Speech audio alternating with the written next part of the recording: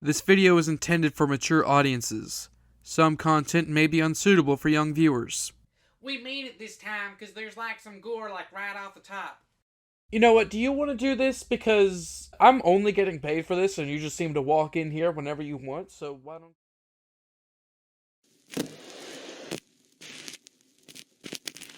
And welcome back to Newsport Radio. I'm your host, Sterling K. King, king by name and king by reputation. Today's episode is brought to you by Sabat & Sons Watch Co., making fine timepieces for over 100 years. I just so happen to have one here on my desk. It is an amazing tool. Last we left off, our heroes were, well, they stood around, they thought of a plan to stop the murderer who had murdered a mage along the train. With a bit of bickering back and forth, some trading of firearms and so on, we now get back to where they were on the train, in the same spot, having not moved.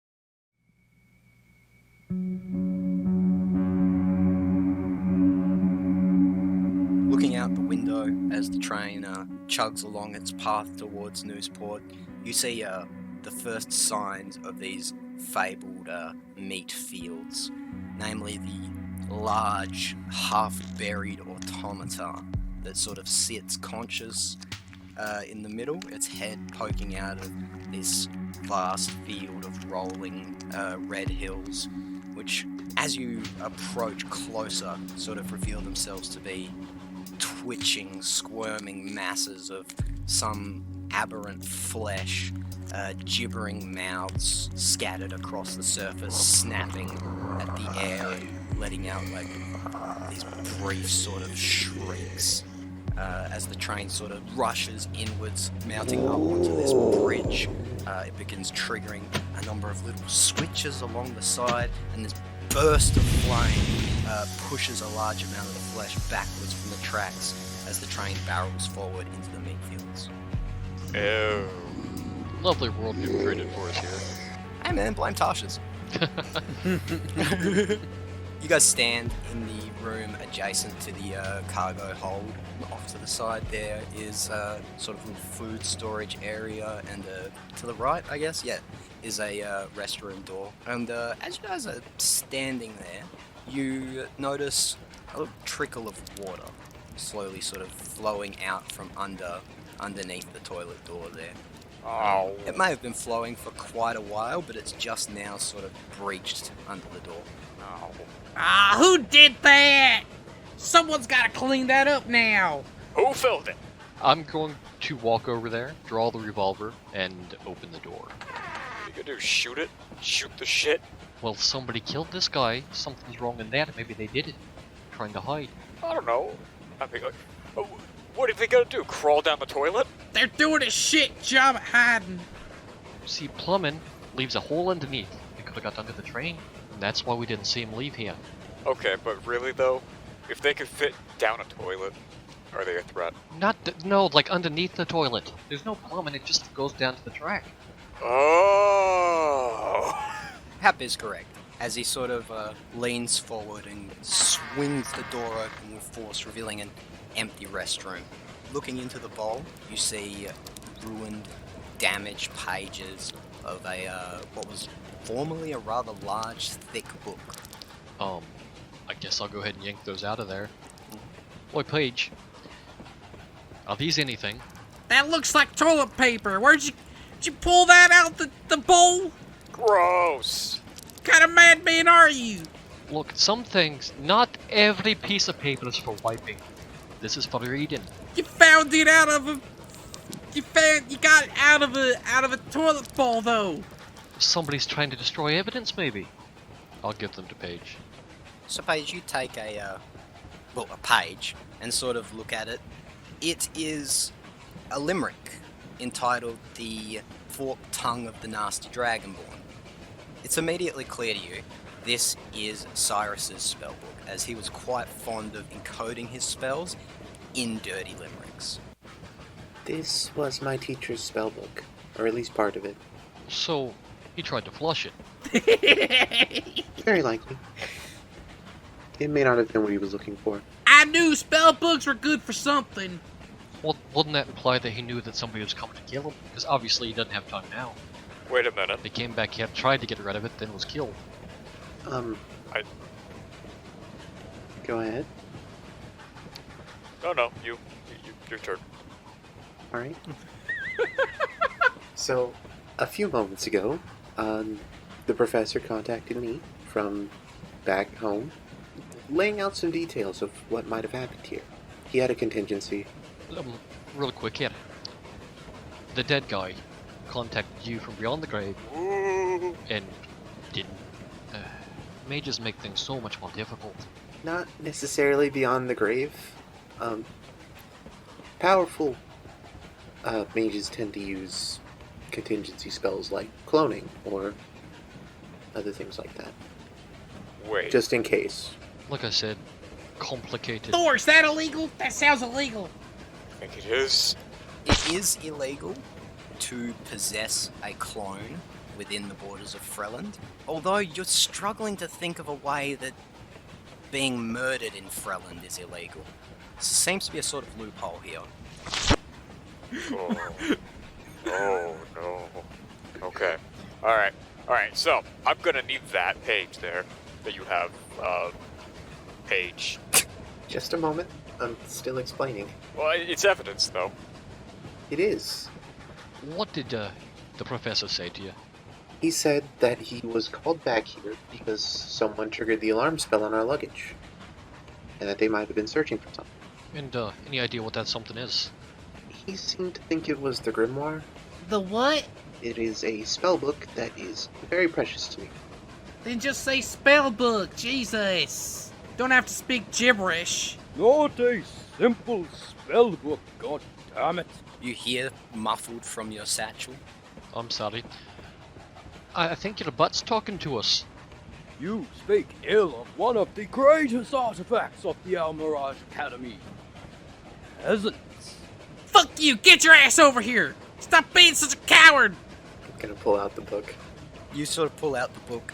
The gold face that was previously just seemed to be embossing is now quite expressive as it like takes in the group, and it says, "Terribly sorry, young lady. I did not mean to interrupt. Do go on." Okay. He said the attacker was invisible, used either a sword or dagger, and the weapon was probably magic because it was charged with a lot of necrotic energy. Hang on, are we ignoring the fact that there's a talking book? It's pretty normal, I think. It's really not. The fuck do you mean normal? Yes, of course, to your ilk, it would be unusual, but I assure you, in the more knowledgeable areas, sentient objects are quite common. What's that supposed to mean? Thor, is that legal? It's not. It is. Alright, talking book aside, we're surrounded by nightmares on each side. We've got the murderer on the train, probably looking for that book. I think we should get to work, boys. Yes, so shut the fuck up. You're luring them to us. Wait, keep talking, lure them to us. There you go, bud. Gonna very quickly just stow the grimoire back in my bag. It goes away without much protest. The fuck you do that for? He's our bait. Because I'm supposed to protect it? I mean, we can protect it. Here's what I'm thinking. Me and Paige go through each car, talking about how the book is still stowed back here. You and Squigums wait, and see what happens. They may be invisible, but they can't open the door without us knowing they're at the door. So, you want us just to wait here? Or wait, even better, we send Sheriff through there. That way we can all wait back here. We'll jump them when they come for the book. Yeah, but what? I mean, one, he doesn't have a weapon. There's still no guarantee that he can come back here. How do we know he ain't in here with us? Hey, Murderer, are you in here with us? Would you guys like to roll an active perception for a search? Sure. Yes. Sure, I would love to. I could just cast Detect Magic. Oh. Refresh me, B. What's the range on Detect Magic? Magic within 30 feet. Also, I'm gonna use the Awakened Spellbook effect that lets me ritual cast with the normal casting time. That is really fucking useful. Oh yeah. Can't do it again till after a long rest, but I only have one ritual spell, so it's fine. Spectacular. Instead of rolling perception, I'm gonna check out my cat right quick. Okay. So Thor, you look into the your bag at your hip. The cat is precisely where you left it. Squiggums and Hap, you both begin sort of like essentially just turning your heads around on the spot, not really looking super well, as Paige prepares to cast Detect Magic. Almost immediately, you see a hazy little aura just dip out of the border of your vision down towards the back of the train.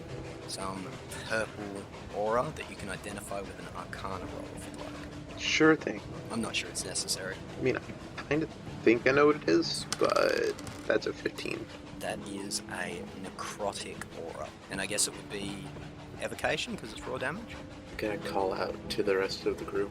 I saw something heading towards the back of the train. I'll hand the revolver to Thor. Is it a revolver or is it like a flintlock type thing? It is a rather large revolver. You made a mistake giving this to me. I'm gonna say as I grab it. Making some choices. Alright, listen here, whoever's out there. This is your one and only chance. Show yourself, but the story does not end well for you. Or face my fist! All that. You listen to a few brief seconds of silence that are instantly shattered by a loud thump as something impacts the side of the train. Sort of looking, you see this massive sheet of flesh sort of extended across the entirety of the window behind you, kind of like sucking against the window of the train, attempting to get in at you. And quickly a gout of flame erupts from the top of the roof, and you hear it shriek loudly and fall down off the side there. That was terrifying. I don't like it here. So Paige, where'd you see that thing? The thingy? It was an aura that could indicate the weapon that killed the professor and was heading towards the back of the train. Sure, the back of the train, okay. Specifically from above you. From above as well. I'm gonna point the gun and shoot it at that spot. Oh no. You like open fire on the spot that Paige sort of vaguely indicated, blasting like a decent hole in the roof, like taking out a number of the boards and sort of exposing a little bit of sky to you guys down in the cabin.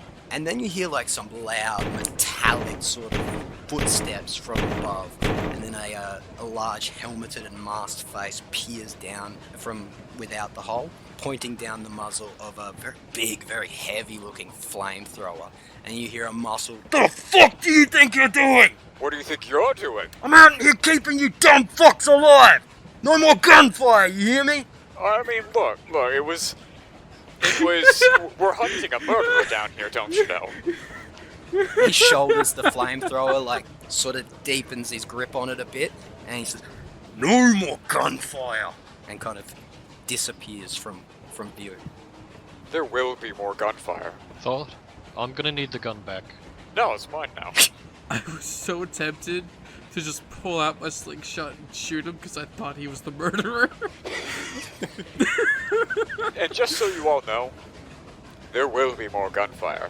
Hey, Sheriff, do you have any more ammo? I haven't reloaded that thing in 6 years. Wow. Me neither! Except it's been longer than that. Well, I told you, I don't use it. You're lucky I fired at all. Why don't you use it? Oh, I gotta shoot. I'm a train guard. Not everybody has to murder people.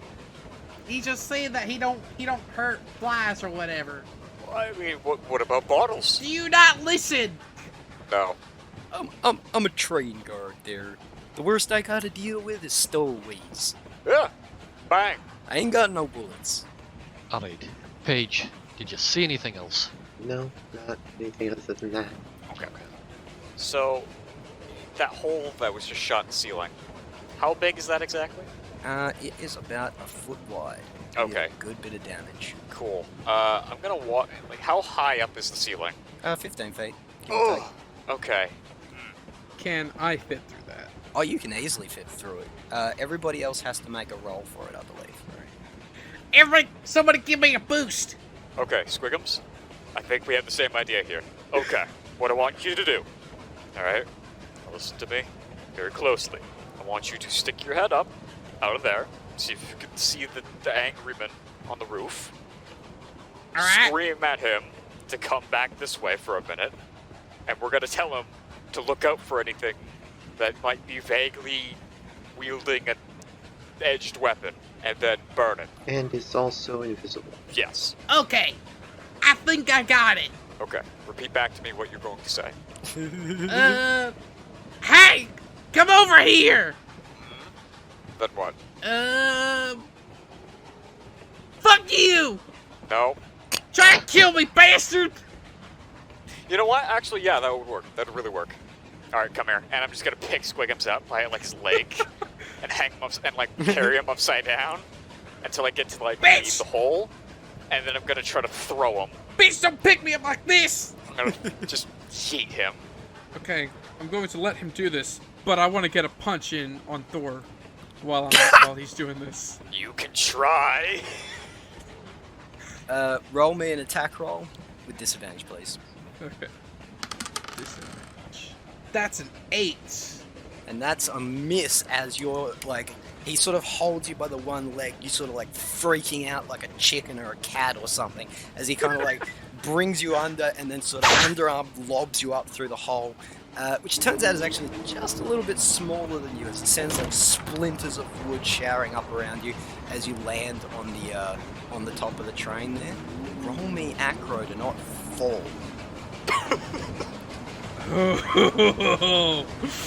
Okay. 13. 13, as you land just in an awkward position, slide down the sloped roof. You throw out a hand and just sort of barely catch yourself on the edge. You just sort of dangle. Everyone sees your feet like dangling in front of the window. They also see a number of fleshy tentacles and like toothy maws attempting to snap at you and swipe at you as you sort of lift yourself back up on top of the train.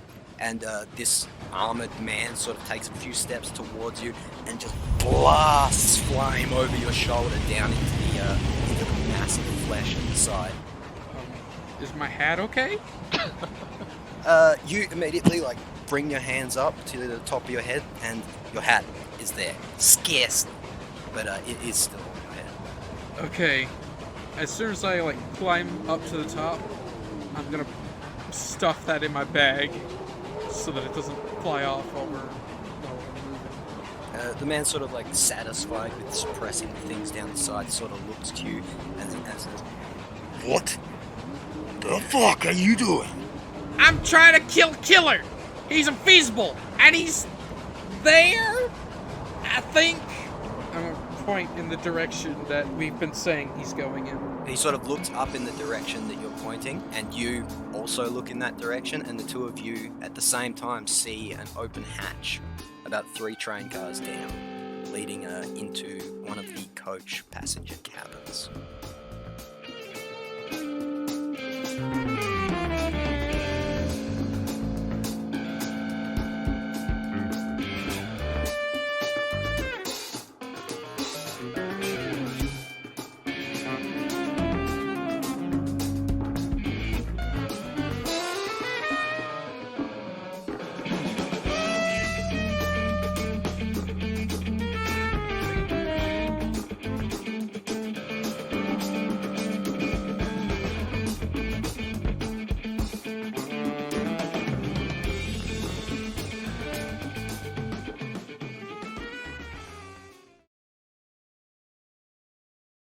Oh hey, it's the end of the episode again. Otherwise known as the part where I tell you how to use YouTube. Like or dislike the video depending on whether you thought this episode was good or not. Comment to give constructive criticism. Be a complete asshole or just show your support. Subscribe to see more of our shit and be sure to ring the bell to make absolute sure you see said shit. We have links in the description for you to click if and you want to support us through those things. We've got a bird, a music note, a camera, and fuck is that supposed to be? Squiggums! Get out of my booth! Subscribe to all those things, he edits the videos and the Love Bug reviews coming soon, baby!